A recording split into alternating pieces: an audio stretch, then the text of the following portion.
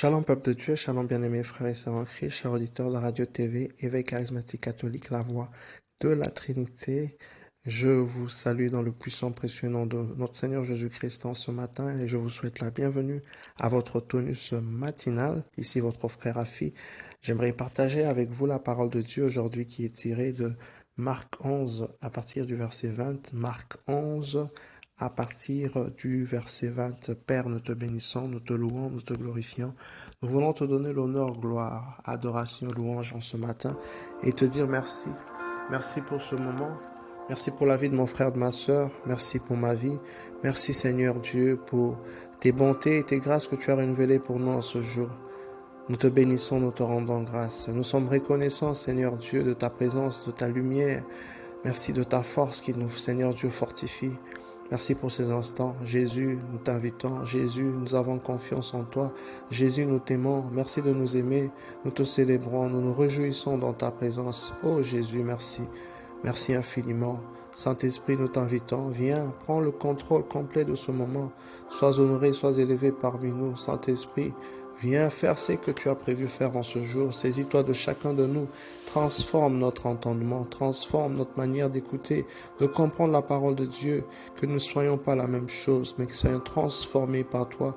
Saint-Esprit, influence notre compréhension, influence ce moment, influence notre journée, au nom de Jésus-Christ de Nazareth.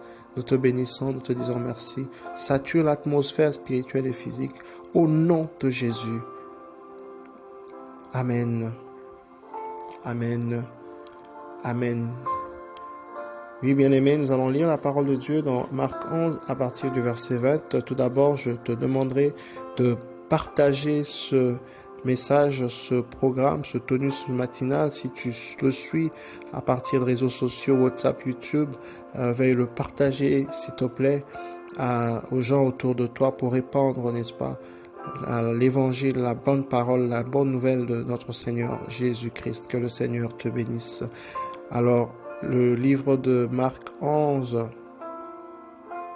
à partir du verset 20, dit « Au matin, en repassant, il voit le figuier desséché jusqu'aux racines. Pierre alors se rappelle et il dit à Jésus, « Rabbi, regarde le figuier que tu as maudit et tout desséché. » Je suis d'abord intéressé par le timing parce que il faisait pas très longtemps, pendant le soir, les disciples, n'est-ce pas, et Jésus était passé par cet endroit et Jésus a prononcé une parole de foi. Jésus a déclaré parce qu'il savait la puissance qu'il avait dans sa parole et pas plus tard que le matin. On ne parle pas de 2 jours, on ne parle pas de 1 semaine, on ne parle pas d'une année, on parle, bien aimé, d'un jour. Le matin déjà, il y avait du résultat. Ça me fait penser à l'histoire de Daniel. L'histoire de Daniel pendant qu'il est entré en jeûne et prière pendant 21 jours. La Bible dit, quand l'ange s'est révélé à lui, il a fait comprendre que dès le premier jour que tu avais prié, que tu t'étais humilié devant Dieu, que tu avais résolu de vouloir comprendre, le Seigneur t'avait répondu. Mais l'ange continue en disant, mais le prince de Perse m'a bloqué pendant 21 jours. C'est pourquoi j'ai fait recours à l'archange Michael, l'archange Michel pour venir, n'est-ce pas, entrer dans ce combat. C'est pour te dire que, bien aimé, le Seigneur exauce nos prières. Le Seigneur n'attend pas, ce n'est pas question de durée, non. Le Seigneur exauce souvent, c'est peut-être question, peut-être d'un combat spirituel, parce que ta bénédiction, Israël puisse entrer dans sa terre de bénédiction. Il y avait des géants qui occupaient ces lieux. C'était une ville fortifiée. C'est pourquoi Israël devait combattre. La promesse était pour Israël. La terre promise était pour elle. Mais il y avait des occupants et qu'il fallait les déloger. Et pendant que tu m'entends, bien-aimé, le Seigneur a bien de promesses pour toi. Tu pries, le Seigneur t'exauce. Tu dois en être sûr. Dieu exauce parce qu'il a tout accompli pour toi sur la croix. La Bible dit, s'il n'a pas épargné même son Fils, Jésus-Christ, à combien plus forte raison ne le donnera pas-t-il des choses par ce même Jésus qui est mort pour nous? Donc ce n'est pas compliqué pour Dieu de t'accorder une bénédiction. Ce n'est pas compliqué pour Dieu de te faire faveur.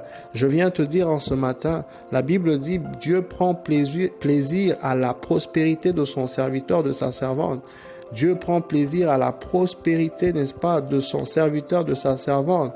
C'est un Dieu bon, c'est un Dieu généreux. Alléluia. Donc, ce n'est pas compliqué pour Dieu de relâcher, mais souvent, comme je le dis, ça peut être un processus, ça peut être une démarche, ça peut être le déclenchement, n'est-ce pas, d'un combat spirituel. Et tu dois en être consciente pour ne pas te décourager. Tu dois connaître les enjeux pour combattre pour ta bénédiction. Comme j'aime le dire, la vie ne te donnera toujours pas ce que tu souhaites, mais ce pourquoi tu combats. Alléluia. Le Seigneur t'équipe avec les armes de Dieu. La Bible dit le combat que nous menons ne sont pas d'ordre charnel, mais elles sont spirituelles. Nous menons le combat contre des forces spirituelles méchantes. Et la Bible nous recommande de revêtir les armes de Dieu. Je viens t'inviter en ce matin. Je viens, bien-aimé, t'exhorter en ce matin.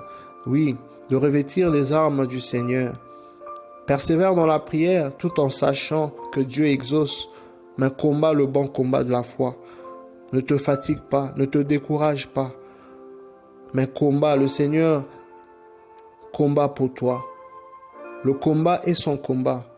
Ne te décourage pas. Au jour du salut, la Bible dit, le Seigneur t'a répondu. Ce n'est pas que tu as besoin d'attendre pendant très longtemps, pendant 10 ans, 5 ans, non. Le Seigneur est fidèle, ce qu'il a promis pour toi, il va l'accomplir. Garde la foi. À partir du verset 22, la Bible dit, Jésus répond, ayez foi en Dieu. En vérité, je vous le dis, si quelqu'un dit à cette montagne, enlève-toi et jette-toi dans la mer, il ne faut pas qu'il hésite. S'il croit de tout son cœur que ce qu'il dit va se faire, eh bien oui, il aura. Aussi je vous dis, tout ce que vous demandez dans la prière, croyez que vous l'avez reçu et vous le recevrez. Alléluia. La Bible nous recommande d'avoir foi en Dieu. Je viens donc t'exhorter et t'encourager en ce matin d'identifier ces choses qui font obstacle à ta foi, ces choses qui combattent ta foi, les choses qui veulent étouffer ta foi. Souvent, ce sont les éléments extérieurs. Souvent, ce sont les informations du monde. Souvent, ce sont les expériences humaines. Pierre avait cru en la parole de Dieu. Quand Dieu a demandé de marcher, il est venu, il a marché sur les eaux. Mais quand son regard s'est détourné du Seigneur, de la parole du Seigneur, il a pris conscience des vents et il a sombré. Parfois nous sombrons parce que nous sommes beaucoup plus conscients de notre humanité que de notre divinité. Alléluia. Parce que la Bible dit que nous sommes des dieux. Nous sommes des êtres spirituels. Alors parfois nous avons plus conscience de notre humanité que de notre divinité, de notre dimension spirituelle, si je dois dire. Et c'est ce qui nous rattrape, qui nous ramène vers les réalités d'en bas, qui nous ramène vers les réalités de la terre. Et nous avons du mal à saisir les réalités d'en haut, à saisir les vérités de notre Seigneur Jésus-Christ. Mais je viens t'encourager en ce matin de travailler ta foi, d'examiner d'abord ce qui fait obstacle à ta foi, ce qui veut étouffer, n'est-ce pas, ta foi, ces éléments extérieurs, et d'en détourner ton regard, d'en détourner ton attention. Comme Pierre, évite de regarder au vent, évite d'amplifier. Ça, souvent nous amplifions. Plus tu regardes dans le temps que tu passes à méditer sur une situation complexe, difficile, ça te donne l'émotion et le sentiment qui viendra de ta méditation. Mieux vaut que tu médites la parole de Dieu. C'est toi qui fais l'arbitre en ce moment. C'est toi qui fais le jeu. Décide. La Bible dit à celui qui est ferme dans ses sentiments, le Seigneur accorde la paix. Tu dois résoudre, tu dois décider sur quoi tu veux méditer. Tu décides sur quoi manger, bien-aimé. Si tu veux manger ceci, tu manges. Si tu veux manger cela, tu manges. Si tu refuses de manger ceci, tu refuses. C'est toi qui décides, n'est-ce pas? En termes de pensée, ce à quoi tu veux t'exposer pour nourrir ta foi ou détruire ta foi, c'est toi aussi qui fais le choix. Je viens t'inviter à exercer ta volonté. L'ennemi ne peut rien contre ta volonté. Personne ne peut te guider en termes de ta volonté. Là, c'est toi-même qui es l'arbitre. Alléluia. Active donc ta foi. Travaille ta foi. Comment est-ce que tu travailles ta foi? En nourrissant ta foi avec ce qui constitue les éléments qui vont la faire grandir. Alléluia. La Bible déclare que Dieu est l'auteur et le consommateur de notre foi. Il est l'alpha, l'oméga, le commencement, la fin. Il met en nous la sémence de foi. Et maintenant, c'est à nous de la travailler. Ça se travaille par les épreuves. Ça se travaille par les épreuves. Ça, on ne le demande pas, on subit. Mais comment on peut activement travailler notre foi? J'aimerais te donner un passage. La Bible dit, la foi vient de ce qu'on entend. Ce qu'on entend, c'est la parole de Dieu. Donc, la parole fait grandir notre foi. Notre attachement à la parole, notre proximité à la parole, notre désir d'aller en profondeur avec la parole, notre relation avec la parole de Dieu, notre temps de méditation nous permet en fait, oui, bien aimé, de grandir notre foi. La foi se travaille. La foi se travaille. Je viens t'inviter à travailler ta foi, à grandir ta foi pour devenir inébranlable. Pour devenir inébranlable. La Bible déclare, puisque nous sommes dans 1 Corinthiens chapitre 3, la Bible déclare, puisque la parole de Christ a été pleinement établie en vous, vous êtes privés d'aucun don de grâce. Donc quand c'est établi, la parole établie pleinement en nous, c'est-à-dire que la foi est au top, la foi est mûre, la foi est grande. C'est ce que ça veut dire. Et la Bible dit, vous ne manquez d'aucun don de grâce. Évidemment, quand tu as une grande foi, rien ne peut te résister. Rien ne peut te résister. Et c'est ce que Jésus est en train de dire en ce matin.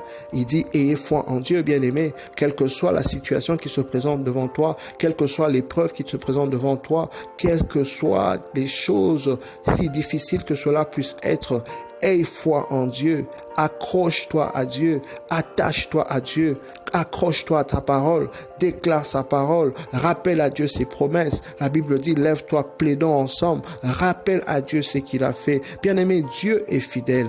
Dieu est fidèle. Il a promis à Abraham qu'il sera père des nations. Abraham est devenu père des nations. Il a promis à David que sur sa lignée, il y aura toujours un roi. Sur la lignée de David, il y a toujours eu un roi. C'est comme ça que le Christ est venu, n'est-ce pas? Avoir la parole qui s'est faite chair. Il a promis que Jésus viendrait. Jésus est venu. Il est mort, il est ressuscité. Bien-aimé, je ne sais pas quelle promesse particulière que le Seigneur a sur ta vie, mais je viens te dire que Dieu est fidèle. Ce qu'il dit, il accomplit. Bien-aimé, mon frère, ma soeur qui m'entend, la Bible dit qu'il a accru sa renommée par l'accomplissement de ses promesses. C'est un Dieu fidèle. Aie foi en Dieu. N'abandonne pas, ne relâche pas. Mon juste vivra par la foi, déclare la parole de Dieu. Bien-aimé, c'est en vivant par la foi que tu verras la vie, que tu verras la lumière. N'abandonne pas. Nous ne sommes pas de ceux qui abandonnons, bien-aimés, qui allons à la perte de leur âme, mais nous persévérons, mais nous continuons, mais nous tenons ferme. Je viens t'exhorter, bien-aimé, en ce matin. Je viens t'encourager à tenir ferme, quelles que soient les tribulations, quelles que soient les épreuves. La Bible déclare, vous connaîtrez des tribulations, mais tenez ferme parce que j'ai vaincu le monde. Bien-aimé, celui qui est en toi est plus fort que celui qui est dans le monde. Je viens te dire en ce matin, est-ce que je parle à une personne en ce matin? Oui, bien-aimé, je viens te dire que celui qui est en toi, Christ, est plus fort que celui qui est dans le monde. Tu as tout pour changer les situations. Aie foi en Dieu. La Bible dit en vérité, je vous le dis, si quelqu'un dit à cette montagne, enlève-toi, jette-toi dans la mer, il ne faut pas qu'il hésite. S'il croit de tout son cœur, ce qu'il a dit va se faire, eh bien oui, il aura. Bien-aimé, la Bible déclare, c'est en croyant du cœur qu'on parvient à la justice, mais c'est en confessant, n'est-ce pas, de notre bouche qu'on parvient au salut. Tu dois croire de tout ton cœur. Tu dois croire de tout ton cœur pour être ami de Dieu. Nul ne peut plaire à Dieu sans la foi. Tu dois croire de tout ton cœur, bien-aimé. Tu dois croire en Dieu, avoir confiance en Dieu. Attache-toi à Dieu. Et pense que ce que tu demandes, le Seigneur te l'accorde. Ne pense pas le contraire, évidemment. Si tu penses le contraire, tu ne peux rien recevoir du Seigneur. Ne pense pas le contraire. La Bible dit, quand nous prions, si ce que nous demandons est selon la volonté de Dieu, il nous écoute. Et puisqu'il nous écoute, nous possédons ce que nous demandons. Telle est la parole de Dieu. Dieu est dans sa parole. Je viens, bien-aimé, t'exhorter et t'encourager en ce matin de croire en Dieu, d'avoir foi en Dieu, parce qu'il est fidèle. Crois à Dieu sur parole et rappelle à Dieu ses promesses. Devant des situations les plus complexes, difficiles, devant les épreuves, les défis, les tribulations, plaide ensemble avec le Seigneur, rappelle à Dieu ses promesses, ramène à la mémoire de Dieu ses promesses sur ta vie. Tu verras l'accomplissement, tu expérimenteras, bien-aimé, la fidélité du Seigneur pour ta vie. Car il est fidèle. Ce qu'il dit, il accomplit. Ce que sa bouche déclare, bien-aimé, sa main a la capacité de l'accomplir. Sois béni en ce jour. Je prie que le Seigneur t'accompagne, te bénisse en ce jour. Et je me recommande à tes prières. À très bientôt, bien-aimé. Bye.